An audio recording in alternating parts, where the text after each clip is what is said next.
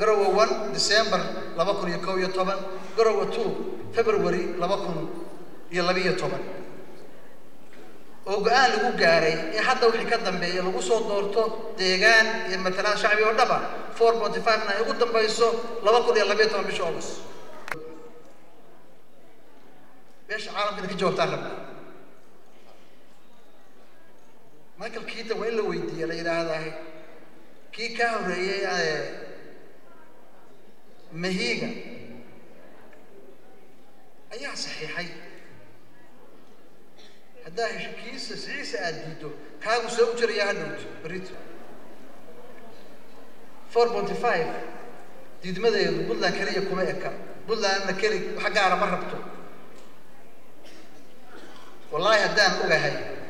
إن دان سومالية كتير 4.5 أنا عبد الله وير لا بقول أنا وير لكن دان سومالية دكما تشرتو dad badan oo Soomaaliyeedna waa la afduubaya mooyaan marraba 4.5